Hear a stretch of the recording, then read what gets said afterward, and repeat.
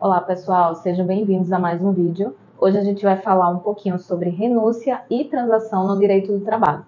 Ou seja, a gente vai falar um pouco e abordar os aspectos, requisitos, proibições e permissões no que se refere à renúncia de direito, bem como transação, ou seja, a transação é aquilo que a gente chama de acordo popularmente falando. Um acordo entre a parte empregadora e o empregado.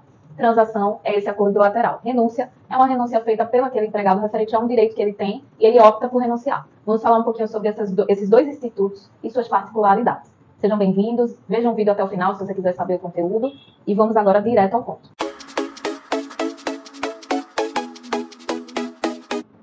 Então, pessoal, vamos direto ao ponto agora, certo? Então, renúncia e transação. Na introdução do vídeo, eu já dei um spoiler do que a gente estaria falando aqui. Vamos começar a falar dos princípios do direito do trabalho, né? A gente sabe que o direito do trabalho ele é regido por diversos princípios, assim como outros direitos que têm um dever de observar esses princípios para garantir ali o objetivo que aquela lei foi criada, aquela consolidação de normas foi criada. A gente sabe que o direito do trabalho ele tem um caráter protecionista no que se refere ao funcionário, àquele empregado, tendo em vista o histórico da evolução do que foi a mão de obra no passado. Então, a fim de que se garanta, né, o mínimo de direito ali, de dignidade, né, de proteção à saúde, a condições mínimas de trabalho para esse trabalhador, esse funcionário, esse empregado, existem situações que são irrenunciáveis, direitos que são proibidos o funcionário abdicar, dispor ou negociar. Justamente por isso, porque existe uma necessidade, um interesse público de que aquele funcionário não passe a ter uma violação tão grande a ponto de prejudicar a sua própria existência, a sua atuação, trazer situações de que faça você viver a ponto de só trabalhar, a ponto de só receber um prato de comida. E às vezes nem o básico disso. Então, o direito do trabalho, ele tem esse caráter realmente de proteção, tendo em vista que a empresa, o empregador, ele sempre vai visar o lucro. Então, o que ele puder fazer para baratear esse serviço, né, essa mão de obra que ele precisa, ele vai fazer. Então, se não existe o manto do direito, né, a consolidação das normas do trabalho, existiriam situações, voltaríamos a situações precárias, escravidão e tudo que a gente já sabe. Dito isso, vamos agora seguir em frente para falar um pouquinho da diferença. Existe a irrenunciabilidade, que é o que a gente acabou de falar, que o empregado não tem o direito de dispor, nem negociar essa situação. Um exemplo muito clássico disso é as férias. Ele pode vender uma parte das férias, mas não pode renunciar de utilizar pelo menos uma parte de suas férias. Ele não pode abdicar nem de total, nem de parcial. Ele pode chegar a vender, se quiser, mas se ele quiser, né, parcialmente as suas férias, mas não pode abdicar dela por completo.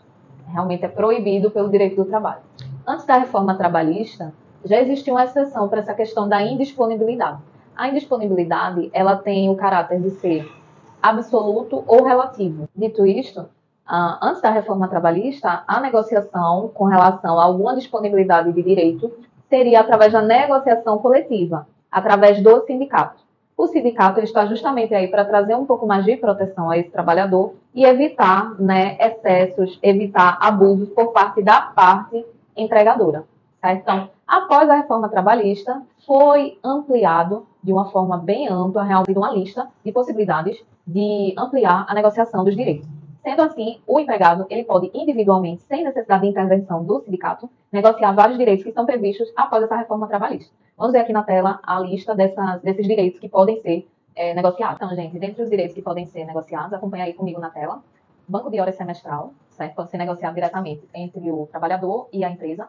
Jornada 12 por 36, fracionamento de férias, o empregado hipersuficiente. Esse empregado foi um conceito que foi criado pela reforma trabalhista, e uma definição dele seria aquele empregado que recebe salário superior a 2 vezes o teto do regime geral de previdência social e possui diploma de nível superior.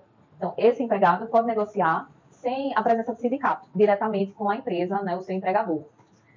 Fora ele, tem a questão do distrato, celebração de cláusula compromissória de arbitragem, também passou a ser uma possibilidade após a reforma trabalhista, né? Banco de horas semestral, jornada 12 por 36, fracionamento das férias, o empregado hipersuficiente, que é um conceito criado pela reforma trabalhista, o distrato, também já pode ser negociado diretamente entre a empresa e o empregado, celebração de cláusula compromissória de arbitragem, quitação anual da obrigação trabalhista, que é uma situação bem delicada, onde o empregado teria que certificar, né, assinar uma declaração de que a empresa não está devendo nenhum valor do ano que se passou. Então, não teriam verbas a receber nem a requerer posteriormente. É bem polêmico essa quitação anual, né, a declaração de quitação anual. e pode ser prejudicial e muito para o trabalhador, porque pode não expressar a verdadeira opinião, a verdadeira realidade da situação. Também foi inclusa a compensação de jornada, certo? Alteração do regime presencial para teletrabalho e intervalo para amamentação. Esses são os direitos que podem ser negociados diretamente entre o funcionário e a empresa que está ali, né, ele toma o serviço do empregador. A gente verifica que, de fato, ampliou muito, né? Antigamente, somente existia a flexibilização através do sindicato, agora, diretamente, o trabalhador pode negociar com o patrão. Então, gente, ainda falando sobre essa questão da indisponibilidade, ela se divide, conforme eu falei no começo do vídeo, entre indisponibilidade absoluta e relativa. Então, vamos olhar o artigo 9º da CLT, o que ela prevê. O artigo 9º prevê que é nulo de pleno direito os atos praticados contra o objetivo de desvirtuar, impedir ou fraudar a aplicação dos preceitos contidos na presente consolidação. Ou seja, qualquer tipo de negociação com direitos indisponíveis, né, e que não há possibilidade de renúncia, será nulo de pleno direito, não terá valor para a Justiça do Trabalho. A gente tem que lembrar que os direitos disponíveis, eles são a minoria, certo? E uma verdadeira exceção. A grande maioria será enquadrado no direito indisponível. Porém, os direitos indisponíveis se dividem entre absolutos e relativos. A indisponibilidade absoluta é aquilo que a gente falou referente ao nível do interesse público na tutela daquele mínimo que não deve ser desrespeitado, que não pode ser renunciado nem negociado. Já no que se refere à indisponibilidade relativa, ela se divide em individual ou bilateral. O que seria a indisponibilidade relativa individual? É aquele direito que o empregado sozinho, ele vai dispor daquele direito, ele pode renunciar. Um exemplo, o dirigente sindical, ele pode renunciar à sua estabilidade. Como? Vou dar um exemplo que ele queira mudar a cidade ao qual ele vive, né, que ele trabalha, pede essa transferência, ciente de que a estabilidade que ele possui se refere à cidade que ele está atualmente. Se ele mudar de cidade como ele está requerendo, vai perder a estabilidade referente ao seu cargo de dirigente sindical. Se ele mesmo assim optar por mudar de cidade, ele vai estar renunciando, né, e abdicando, melhor dizendo, ele vai estar abdicando do seu direito da estabilidade. E é possível, certo? Nesse caso aí é um exemplo de que é possível o empregado optar por desistir daquele direito. No que se refere à indisponibilidade relativa bilateral, é quando ocorre o que a gente chama de transação. A transação ela exige a presença de ambas as partes, ou seja, não tem como haver uma transação com uma única pessoa. A transação é o que a gente chama popularmente de acordo. Lembrando que o interessante, quando se há um acordo entre o empregador e o empregado, é de que não haja um peso maior no que o empregado está perdendo e o que a empresa está ganhando. Por quê? Geralmente, no acordo, sempre vai perder ambas as partes.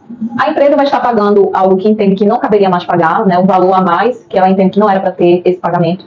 Já o empregado ele vai receber aquele valor, mas com a cabeça de que receberia mais, teria direito a mais. Então, no acordo, ambas as partes saem perdendo um pouco, né? Mas é preciso que haja um equilíbrio entre essa negociação para não ser extremamente prejudicial à empregada, que é considerado hipersuficiente, né, tendo visto que ele não está no mesmo patamar que a empresa, né, e de fato por isso que o direito do trabalho protege tanto os direitos do funcionário, daquele obreiro. Para a gente finalizar, vamos pontuar aqui uma diferença entre a renúncia e a transação.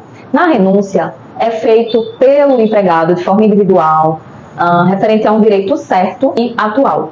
Então, o empregado ele renuncia por um direito que ele tem atualmente, um direito certo, e a renúncia é feita por ele, apenas ele, né? Não há participação de uma terceira pessoa, segunda pessoa, melhor dizendo.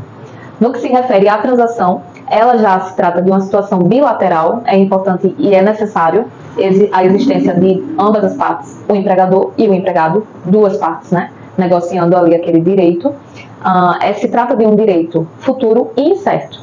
Então, a diferença de classificação entre os dois conceitos, o de transação e o de renúncia. Espero que tenham entendido, que tenha ficado fácil a compreensão. Qualquer dúvida, pode entrar em contato e falar nos comentários. E se quiser acompanhar, a gente vai ter muitos outros vídeos relacionados ao direito do trabalho e o direito processual do trabalho. Só colocar o tema que você está procurando e pesquisar, que você vai encontrar o tema aqui no nosso canal. Se inscrever, deixar pelo menos um like e te espero no próximo vídeo.